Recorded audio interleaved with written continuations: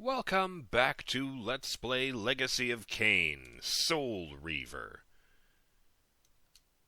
I'm BurningDogFace, and I'd say this series is off to a great start.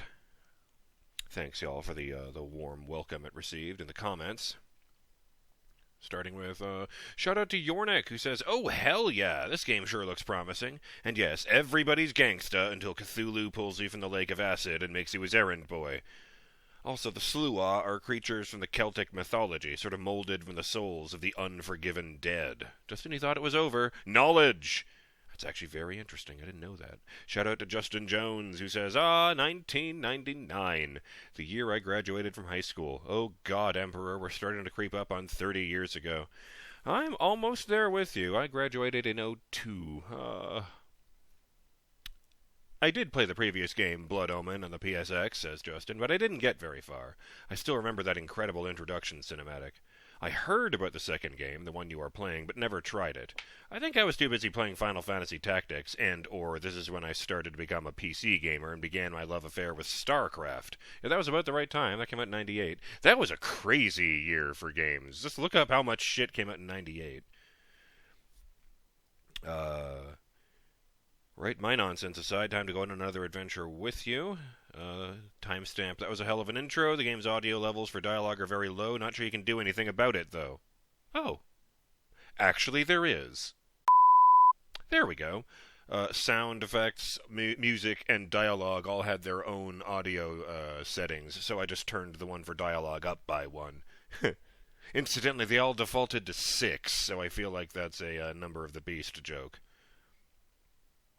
Let's see, the comment continues. Yep, I'm here, and thanks for the description. Yes, when I was actually mentioning him. The word abomination keeps popping into my head. That's for both Brazier and the Thing, voiced by Tony J. Well, thanks to the tentacular mass guiding Brazier, we now know what can cure vampirism. A dip in the lake of acid for who knows how long. Though I'm not sure thirst for souls is any better than one for blood. The question that I am going to ask at the beginning of this Let's Play is, who is more evil, Kain or Gabriel Belmont / Dracula? And is Raziel any better? I doubt it, but we will find out together. That's a real good question. I don't know enough about what Kain does.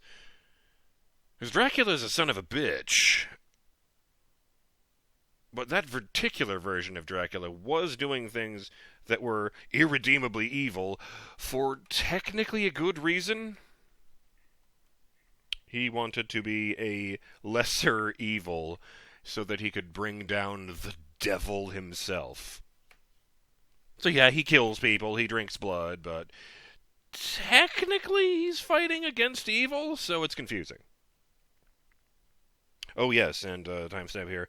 That's what kept me from really getting into the original Blood Omen, the vampiric thirst mechanic. Yes, and then I encountered it here. Oh, sorry about that. Needed to sneeze. Yes, I had encountered that comment before. The vampiric thirst mechanic. I just thought that was funny that very shortly after that's like, yeah, I have to deal with that too here. But at least it's not lethal. I feel like you just die if you run out of health in Blood Omen. I don't know that for sure. But at least here, I just get kicked back to the ethereal realm, and there your health regenerates. And oh yes, there was one I really wanted to address. I made a mistake, it turns out, and I want to correct myself. Shout out to Mark Knight, who says, great video as always, but one thing I have to pull you up on. This may be a Nintendo 64 era game, but it was never released on Nintendo 64. PSX and PC, and later Dreamcast, if I remember correctly, but defo not N64. Sorry, BDF. Hey, my bad. I didn't mean to misspeak, certainly. Should probably mention that this title screen, while silent, is it does have its own animations. There's a whole bunch of statues of religious-looking figures here, with the usual anguished expressions on their faces. Except that every once in a while, one of them will turn to the camera with glowing eyes and open their mouth to reveal fangs, with this horrible, inhuman snarl. And then eventually they will turn back away and look like a normal statue again. I also like how they get long, pointy ears when they do that. But that's enough staring at this menu. I wonder why that guy up in the corner has different color eyes than everyone else. I'll try that one. I have to admit, wasn't a huge fan of this. This is loading into the same spot every time. Though I have to admit, as again, I hated it a lot less when I found out that, when I brought it up with my friend Ronan Drake, who compared it to a vampire being bound to the location of his coffin. I thought that was interesting. But yes, off to the warp room.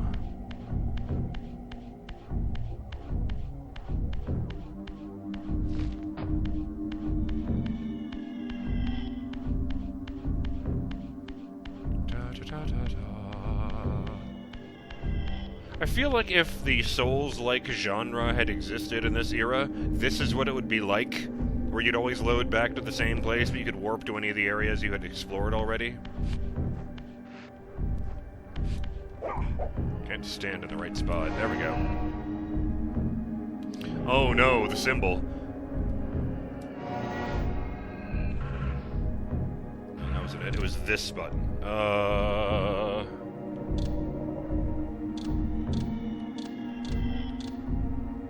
Necropolis. I'm looking for that symbol, I guess.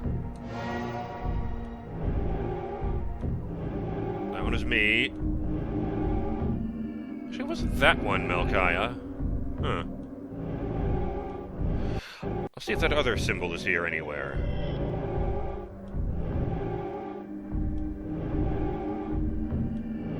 Some of these are way, way, way more elaborate than others.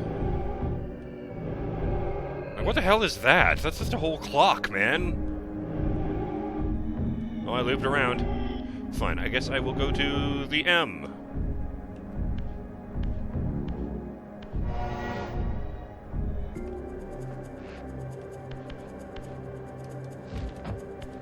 Oh. Fine, it's painted on.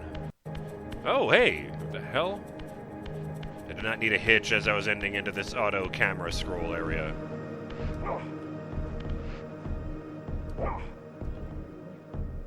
Oh, shit, I'm transparent. Transparent? No, I mean, ethereal. Why did I say transparent? I'm not even transparent.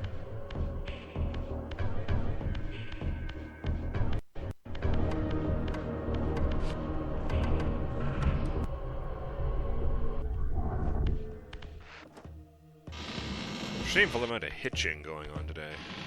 Apologies for that, I don't know what's up.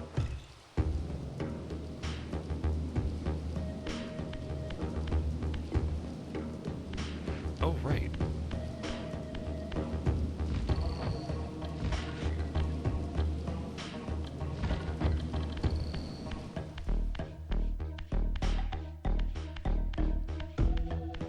I do like that the camera does automatically turn and point, which does make me, as I walk down turning corridors. But I do find myself, wondering if that means the original game didn't even have analog camera control.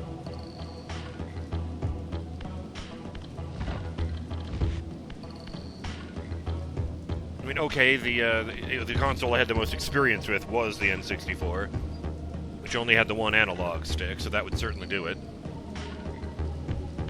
I believe in Zelda you could enter a camera mode in order to point the camera in a different direction with a stick. Though I usually just resorted to pointing Link in the right direction and just locking the camera behind me. Stop that! Oh, I should mention here, yeah, this is a good time for that other comment from Mark. Mark Knight says, shout out, if I remember correctly, you should be able to pick up enemies and carry them around. Actually, yeah, just watch your previous video. If you hold the grapple button, you will carry the enemy around. Release the button to throw them. Had to hope this helps, rather, with your mission of adorning the walls with your siblings' spawn. Oh boy, that's a sentence. hold that? I do have to hold that. Finish him. Oh, nice! He's bleeding all over me, which I feel like Brazier would have appreciated more 500 years ago. Oh, he does wiggle out eventually. There's a big old fire over here, however. Excuse me, asshole. Follow me. Well, you don't want to go back out there, huh? Well, this is too damn bad. I think he knows there's a fire over there.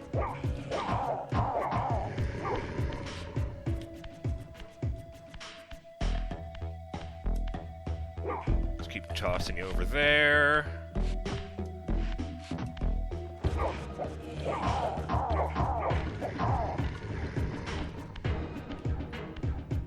This way, sir.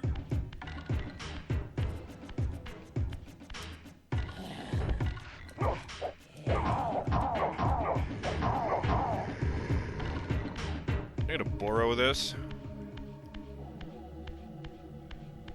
Almost there, sir. Man, just stay down, dude. Into the fire. Oh, right. Thank God. I needed that boost. Ah! A pointy weapon! I like how that looked like that one was just set into the wall, because he had to yank on it pretty fucking hard.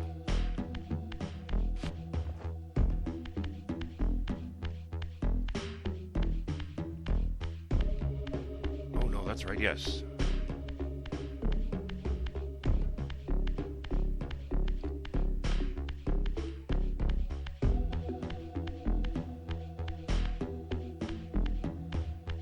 Really gonna have to keep an eye out for those teleport rooms. Those look vital.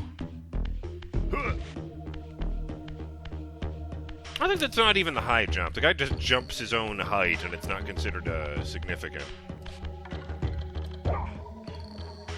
Okay. Fuck you then, big gate. Looking at the shape of this room, maybe I have to roll a giant fucking pinball down there.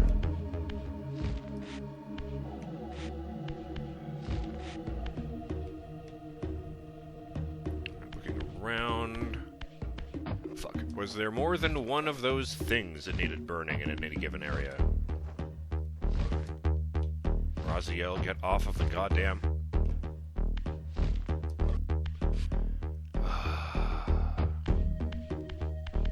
Some days you just can't get out of a fucking pit.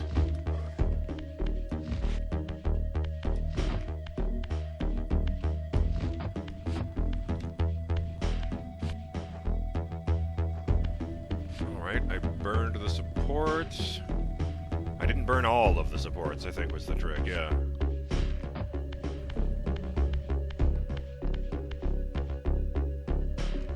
I guess I just assumed rule of threes. Or maybe I did this one and forgot to save. No, I don't think. I feel like that was the case.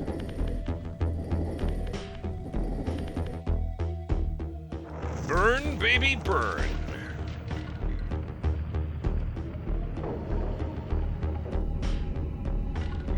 Oh, Christ. Yeah, I guess that would happen. The giant elevator platform slammed the fuck down here. Well, so much for the tunnel, I guess. Oh. Oh, I can get these braziers onto the elevator platform. Interesting.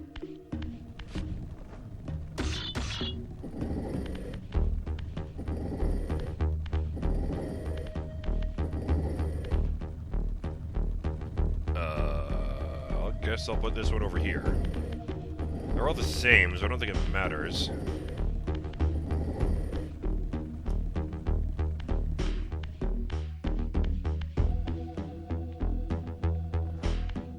It's funny to me that one of the ways I can tell this game is old is that it doesn't have any of its own version of the do-do-do-do-do-do-do-do chime when you get a puzzle, right? No, right. My bad. Wacha!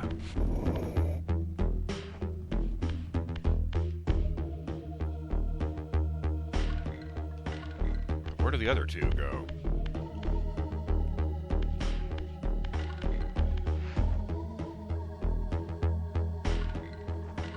Alright, can I go up and look at it from above? No. Well, maybe. No. Alright.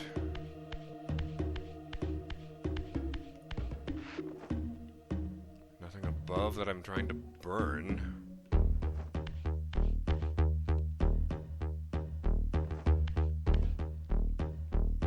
Oh, maybe.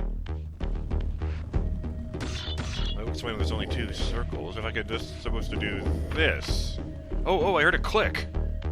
I'm going to wedge him into the corners of this central plate, which I notice has a notch in each of its corners.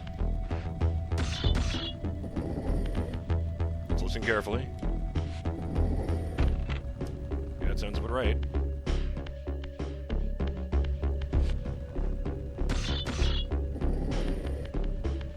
You think at around the part where his hands began to mutate into tridactyl claws that you might question whether or not you're the bad guy.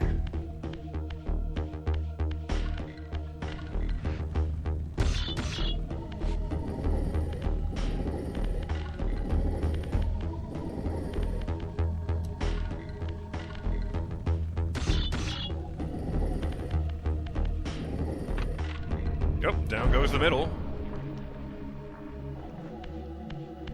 So you can't actually tell, but this is all part of a very long and very tedious transformation scheme to turn this entire temple into a robot.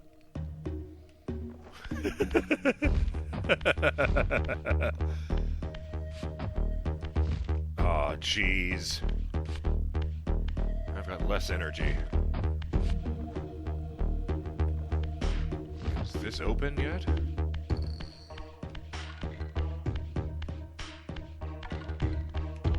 Oh, it is open. Okay, fuck that. Yeah, great. In that case, I'm gonna go backtrack and, did see some souls along the way. Or at the very least, back at that, waypoint. Oh, wait, no, I didn't actually mean to do that, but at least it's just floating there in the path.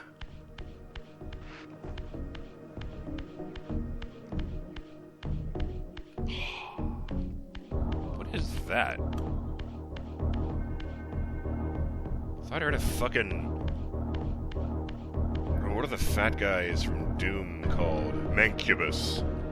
Whoa.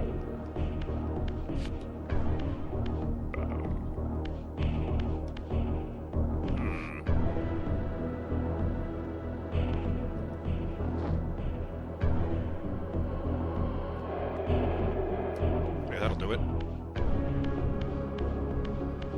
I was really pleased with myself yesterday. I saw, for the first time, I saw a meme about Soul Reaver and understood it on the spot.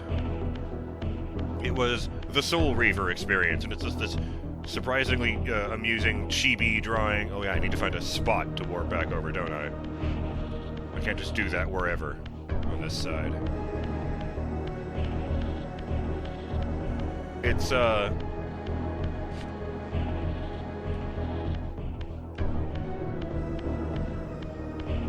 well, it's Brazier just standing on the edge of a thing, like this, and doing this, with his mouth open. And he's just kind of standing there in an animated GIF, sort of tiredly watching as a soul orb just sort of circles around him and moves all around and then leaves him behind.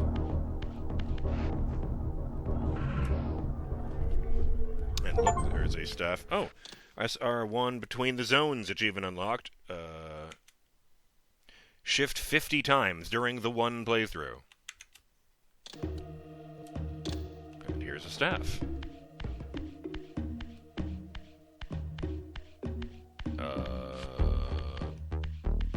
I don't remember how I get up from this. Oh no, I was going down.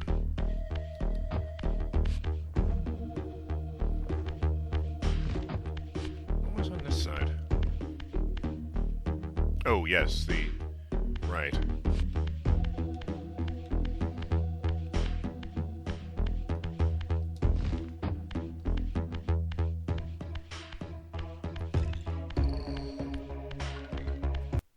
Ooh, ooh, ooh. Interesting. In the old graphics, the staff has little gold filigree bits, like a cap there next to my right hand. The skull looks like it's made of gold instead of just, like, burnished metal. Oh, God. That's a... the door behind me is now blocked. This feels, trappy. Hey, guys, I'm going to call this one right here for reasons that I would hope become extremely, obvious when you actually watch the next video. So, I'm BurningDogFace, and I will see you on the next episode of Let's Play Legacy of Kain, Soul Reaver. Till then, have yourselves a great day, Burning Dog fans. Later!